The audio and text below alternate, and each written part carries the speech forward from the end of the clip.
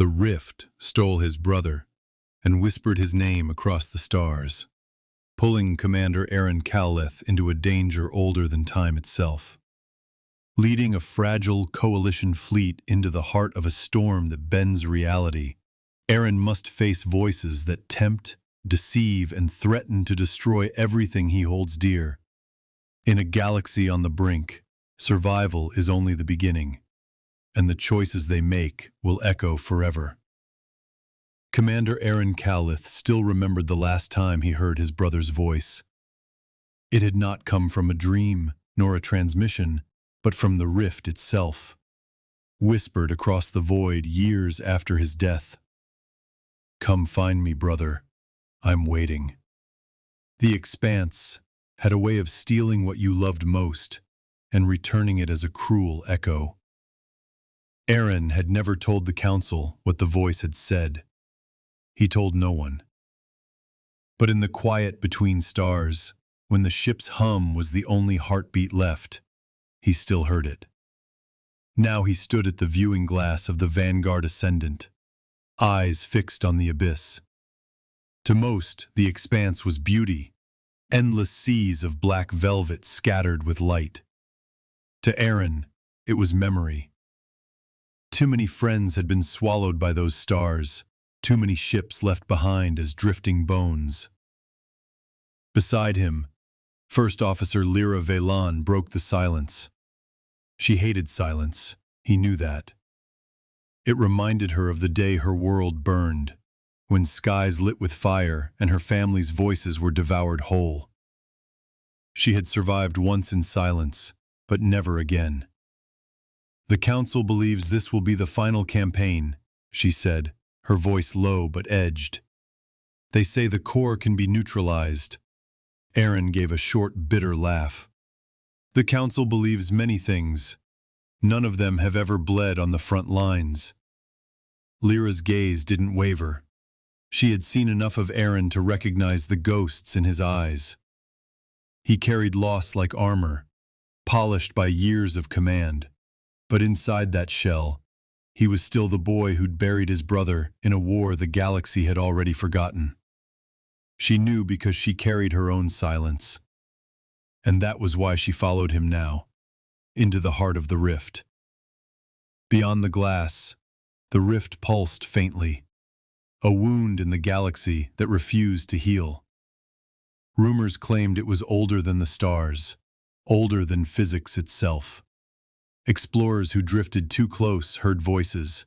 Some swore they saw visions. Most never returned. Aaron had heard the whispers once, a voice that had called his name when no one else could have. He felt it mark him even now. "The silence before a storm," he murmured, almost to himself. Lyra turned her eyes from the abyss. "Or the silence after." The crystalline spires of Aurealis Prime caught the sun like blades of glass, scattering rainbows across the city below. To the coalition, it was a symbol of unity. Dozens of species gathered beneath one shining capital. To Commander Aaron Callith, summoned from the front, it felt like a fragile illusion. The council chamber was vast, a circle of tiered seats carved from luminous stone. At its heart floated a holographic map of the Expanse, the rift a pulsing wound of violet light. Delegates filled their places. Humans, Kale, Talaran, Zaith, and more, each voice sharp with fear or ambition. Chancellor Dareth presided at the central dais, a call human draped in ceremonial robes that seemed too heavy for his thin frame. In his hands, he clutched a child's drawing, an ocean world, waves painted in uneven blue strokes. Few noticed, but Aaron did. Dareth's granddaughter had never seen a living ocean. Perhaps she never would. "The core awakens," the Chancellor said, his voice heavy as stone. "Our seers speak of convergence. If we do not strike now, the rift will consume us all." The chamber erupted. "The Kale Dominion will not wait for prophecy," thundered War Primarch Xyrus, his scaled hide bristling. We demand total mobilization. Burn the rift to ash before it swallows our colonies. Fools, hissed Guildmistress Tyra of the Talaran, her insectoid mandibles clacking. Throw fleets into the storm and you'll feed it. We must contain, not provoke. The humans, sneered a Zaith delegate, translucent tendrils coiling, would have us trust their fleets again after they abandoned the border wars? Shouts and accusations filled the chamber, echoing louder than the rift's whispers ever could. It was unity only in name, an alliance stitched by necessity, fraying at every seam. Then the Chancellor raised a hand. Commander Calith, step forward. Aaron felt every gaze pierce him as he walked into the circle. He was no politician. His uniform smelled faintly of engine grease, his boots still scarred from boarding runs. He belonged to the Black, not this hall of crystal. But they had summoned him because he had looked into the rift and lived. He spoke simply, without rhetoric. You all know the reports. Fleets vanish. Colonies die. You want numbers, I can give you none. But I can give you truth. The chamber stilled. The rift is not empty. It speaks. It twists reality. And worse, it twists us. I've seen comrades turn on one another after hearing the echoes. I've heard voices of the dead, my dead, calling to me from within. Whatever lies at the core is not a storm, it is a will, and it will not stop. Silence rippled outward, heavier than all the shouting before. Even the most cynical delegates shifted uneasily. They could doubt strategy, doubt each other, but they could not doubt the cold weight in Aaron's voice. At last, Chancellor Dareth's words fell like judgment. Then the choice is clear. We strike. Together. The vote passed. For the first time in generations, a grand coalition fleet would gather, the largest in living memory. And though Aaron had not sought it, the council placed the spearhead of that fleet in his hands. As he bowed his head, a single thought echoed within him. The last march begins.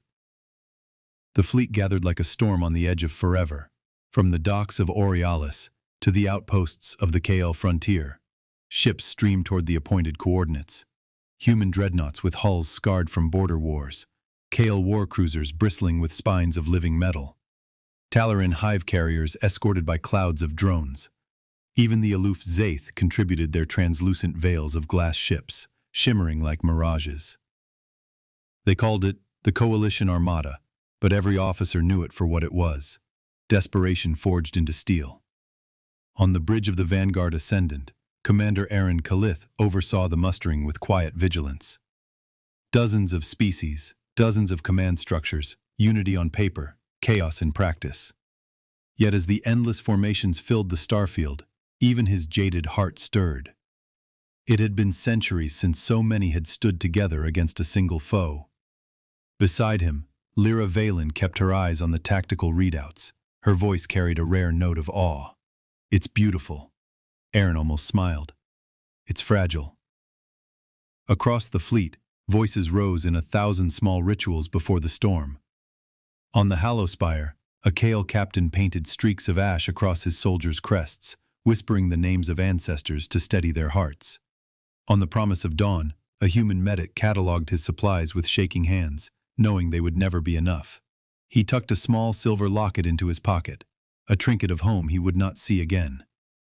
In the shadowed hangars of a Talaran carrier, engineers hummed in harmonic resonance, weaving songs that kept their drones attuned. The notes were a promise. We are not alone. And aboard a lone Zaith frigate, a pilot whispered a last letter into her recorder, her words dissolving into static as she imagined her children hearing them someday. Each carried a memory, a face, a promise. The rift would know them all. At last, the order came. Advance. The armada turned its bows toward the expanse. Engines roared, stars blurred into streaks of light, and the great fleet descended into the black ocean that had swallowed so many before. The deeper they went, the darker the void became. The familiar starfields thinned, Radiation flares disrupted sensors. Ships shuddered under invisible pressure, as though space itself resisted their intrusion. Whispers crept into comm channels. At first harmless, an echo of one's own voice, a fragment of static. But soon, names, lost names, voices of lovers, parents, comrades, long. Captain? Father? Come home. Please, just come home. Reports of hallucinations spread. A Kale cruiser fired on its own drone screen before regaining discipline. A human frigate nearly collided with a Zaith ship, its pilot insisting the void was closing in. On the Ascendant, Aaron stood unmoving at the viewing glass, his jaw clenched. He alone had expected this. He alone had heard the rift before. Lyra touched his arm gently. "They're afraid." "They should be," he said. "The rift doesn't just kill, it remembers." Ahead, a signal pulsed faintly through the black. A world long lost to the rift's hunger. Calith Prime. Once it had been a colony. Now it was a graveyard, and beneath its ruins rumor claimed lay the gate, the path to the core itself. Aaron drew a steady breath. The last march had truly begun. Calith Prime hung before them like a wound that had never healed. Once it had been a jewel of the Coalition, a thriving colony of oceans and green continents. Now it was gray ash and broken stone, its surface cracked into canyons that bled faint light into space. Entire cities were frozen in collapse, skyscrapers split as if by invisible hands. From orbit, the planet whispered of catastrophe without end. Commander Aaron Calith stood on the Vanguard Ascendant's viewing deck, silent as the world turned beneath him. The rift had claimed many planets, but this one was different. Calith bore his name, ancestral, accidental, but enough to make the ruin feel personal. Lyra Valen broke the silence. "The Council says the gate lies here, deep beneath the capital ruins." Aaron gave a humorless smile. "The Council says many things. We'll see what truth the dead have left." The strike team descended in dropships through a fractured sky. Lightning arced where no clouds lingered, storms of raw energy tearing across the horizon. Gravity pulled in uneven jolts, as if the planet's own core had been twisted by the rift. The capital, once Valaris, was a graveyard of steel. Towers leaned at impossible angles, their shadows stretching like skeletal fingers. Streets lay frozen in mid-collapse, vehicles suspended half-buried in stone as though time itself had faltered. The soldiers advanced cautiously, boots crunching on glassy dust. Their helmet lamps cut through the dim, revealing murals painted on walls. Faces, words, desperate marks of those who had lived their last moments here. One Marine whispered over comms, "Feels like they're still watching." Another snapped, "Shut it. This place is cursed enough without you feeding it." But Aaron felt it too. Whispers brushing his ears, faint as breath. Sometimes a familiar tone, sometimes his brother's voice. He ignored them, but each step pressed heavier on his chest. Lyra paused at a shattered plaza, scanning. "Aaron, these readings aren't natural. The ground itself is humming."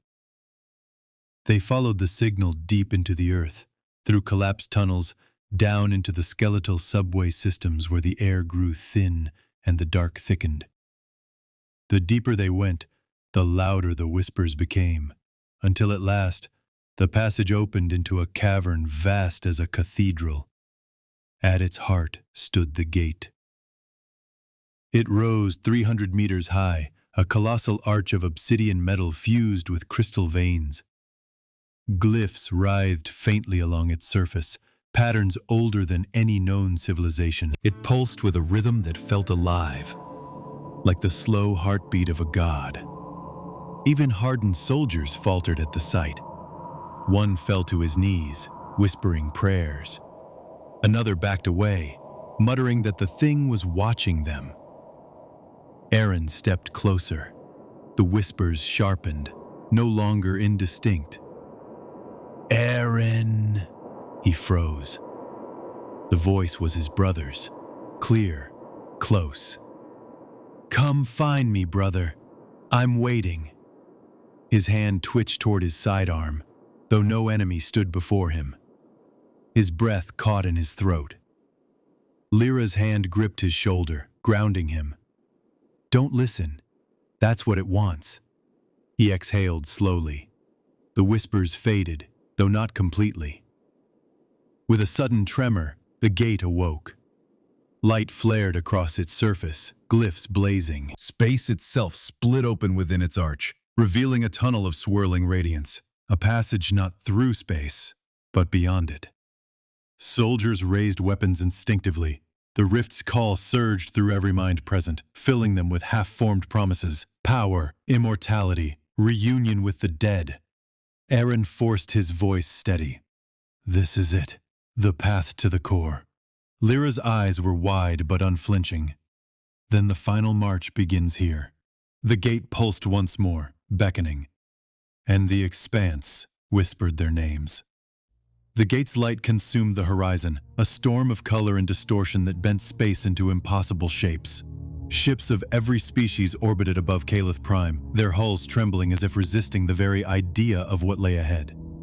On the bridge of the Vanguard Ascendant, Commander Aaron Calith felt the weight of 1,000 eyes on him. Soldiers, pilots, engineers, they looked to him not because of rank, but because someone had to lead them into madness. "Fleet reports ready," Lyra said, her voice steady though her hands curled tight against the console. "No one knows what waits inside. Some of the crews are calling it a one-way passage." Aaron stared at the swirling light. "They're not wrong." He gave the order. The Ascendant surged forward, its prow entering the tunnel. One by one, dreadnoughts, war cruisers, and drone carriers followed, their silhouettes swallowed by radiance. For a heartbeat, reality shattered. Stars bent and folded, voices echoed from everywhere and nowhere. Aaron glimpsed flashes, his brother's smile, Lyra's world burning, Chancellor Dareth holding a child's drawing of an ocean that no longer existed. The rift was rifling through memory, through soul. Then the fleet emerged. And the core revealed itself. It was not a machine, nor a star, nor anything that language could hold. It was a storm of light and shadow, vast tendrils spiraling across the void, its center a sphere of searing density. Lightning arcs leapt between coils of energy larger than continents. It pulsed like a heart, and with every beat, the rift itself trembled. The first volley came unbidden, human dreadnoughts releasing broadsides of plasma, Kale war cruisers unleashing lances of dark energy, Talaran drone swarms spiraling forward in deadly clouds. The core did not recoil. It absorbed, and then it struck back. Tendrils lashed across the void. A Kale flagship was sliced in two, its halves spiraling into fire. Entire swarms of drones were annihilated in a burst of static that erased them from existence. Each strike carried more than destruction, it carried voices. The echoes flooded the comms, whispering, shouting, pleading. "Come home, betray them before they betray you. Your child still waits for you, I can give her back." Reports surged across the bridge, mutinies breaking out, allied ships turning on one another, captains refusing orders. "The coalition's fracturing," Lyra shouted. "We can't hold formation." Aaron slammed his fist against the console, sparks leaping from a failing relay. "Damn them! If we don't stand together, none of us will live." But even as he spoke, he knew the truth. The fragile unity of the coalition was crumbling under the weight of the core's whispers. Trust was dissolving faster than hull plating under its lightning. Another tendril lashed close, tearing a cruiser apart in a single scream of fire. The Ascendant rocked violently, crew thrown against bulkheads. Through the chaos, Lyra's voice cut sharp as steel. Then we lead. If the fleet won't hold, we strike the heart ourselves. Aaron met her eyes. Madness. But the only kind of madness left. He gave the order. Engines roared and the Vanguard Ascendant broke formation, hurtling alone toward the storm. The core loomed before them, terrible and magnificent. Its tendrils spread like the limbs of a god, its pulsing center a maw that promised annihilation, or something worse. And in Aaron's mind, the whispers grew louder. "Brother, this is where I waited for you." The Vanguard Ascendant dove headlong into the storm. Every alarm howled at once, structural integrity failing, reactor strain redlining, shields collapsing into static. Still Aaron drove them forward, as though speed itself could hold the crew together. The core filled the viewport, a writhing storm of radiance. Its tendrils writhed like living galaxies, arcs of light lashing through void and hull alike. Around them, the coalition scattered in chaos. Kale ships turning their cannons on human allies, Talaran drones breaking formation to defend only their kin, comm channels bursting with screams, betrayal, and silence. Lyra clutched her station, sweat streaking her brow. "Shields are gone. Hull integrity's falling apart. If we keep this course, we reach the heart," Aaron finished. His voice was iron, but his hand trembled against the command rail. The core's whispers pressed into his skull. Not words, not even sound, but thought sliding like cold metal into the marrow of his mind. "Aaron Caleth, all you have lost can be returned. Your brother waits beyond." And then he saw him. Kalen stood at the edge of the storm, no older than the day he had died, smiling, whole, reaching out his hand. The core bent reality around that image until it filled the bridge. Kalen, laughing. Kalen alive. Kalen's voice saying, "Come with me. It's over. You've fought enough." Aaron's knees weakened. For a heartbeat, he believed. The war could end. His ghosts could vanish. All he had to do was let go. Open the door the core held wide. The Riftland status panel flickered at his command station. Fully charged, ready, waiting for his order. But his hand did not move. His brother's eyes locked his, promising peace. A lifetime of pain dissolved in that gaze. Then Lyra's hand gripped his shoulder, hard, grounding him in a way the universe could not. Her eyes were fierce, unyielding. "Aaron, look at me." He turned. "You hear it. I know. So do I. But it's not real." Her voice trembled, but her will did not. "The rift makes echoes of us, nothing more. We decide which ones endure." For a long moment, Aaron could not breathe. Kalen's voice filled the bridge, soft, pleading. "Don't leave me here, brother. Don't abandon me again." His hand hovered above the weapons panel.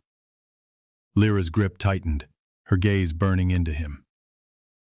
"We make our own echoes." Something broke in him then. The illusion shattered.